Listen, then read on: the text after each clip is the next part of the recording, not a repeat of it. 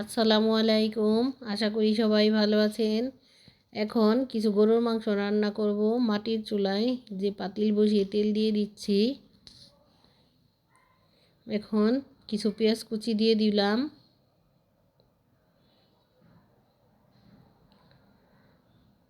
তা জাল জ্বলতেছে সুন্দরভাবে। এখন নেড়ে চেড়ে নিচ্ছি পেঁয়াজগুলাকে।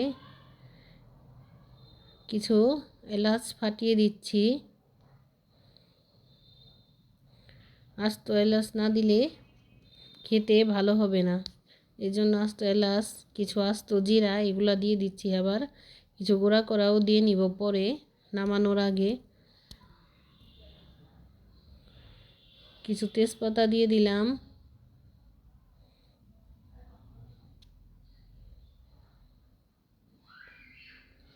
এখন একটু পেঁয়াজটাকে ভালো করে ভেজে নিলাম। তারপর আদা রসুন দিয়ে দিচ্ছি।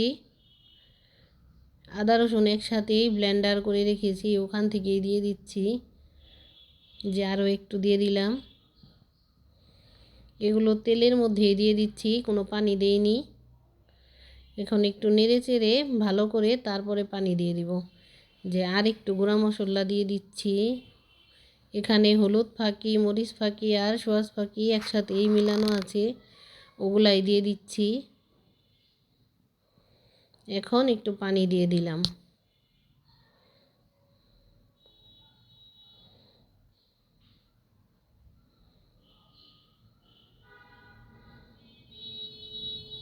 এখন ভালো করে নাড়াচাড়া করে নিচ্ছি। এই যে মাংসটা রেডি আছে। এখন মাংসটাও দিয়ে দিব। ভালো করে আরেকটু কষিয়ে নেই। মশলাটাকে ভালো করে কষিয়ে নিলে রান্নাটা মজা হয়। এখন মাংস দিয়ে দিচ্ছি। যে মাংস দেওয়া শেষ। এখন কিছু টমেটো দিয়ে দিলাম। ওগুলা দিয়ে ভালো করে একসাথে নেড়ে তারপরে ঢাকনা দিয়ে ঢেকে দিব।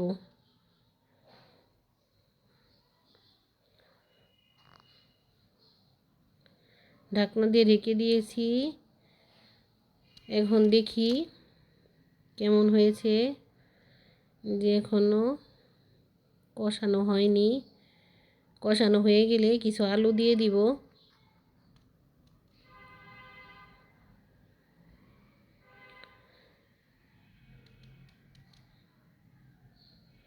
এখন কিছু আলু দিয়ে দিলাম। আলুটা দেওয়া হলে ভালো করে আবার নেড়ে চেড়ে আলুটাকে মিশিয়ে দিব মশলার মধ্যে। যে ভালো করে নেড়ে চেড়ে দিচ্ছি। এখন কেমন হয়েছে আবার দেখতেছি। এখন একটু লবণ দেখে নিলাম। তারপর কিছু জিরা ফাঁকি দিয়ে নিলাম। এটার মধ্যে শুধু জিরা ফাঁকি না, এলাচি তারপরে আরও অন্যান্য মশলাও গুঁড়ো করা একসাথে মিশিয়ে নিয়েছি, ওগুলা দিয়ে দিলাম। এখন একটু ভালো করে মিশিয়ে নিচ্ছি। তারপর আরেকবার লবণ দেখে নামিয়ে নিব। এই যে নামিয়ে নিয়েছি। এখন কেমন হয়েছে কালারটা সবাই কমেন্ট করে জানাবেন।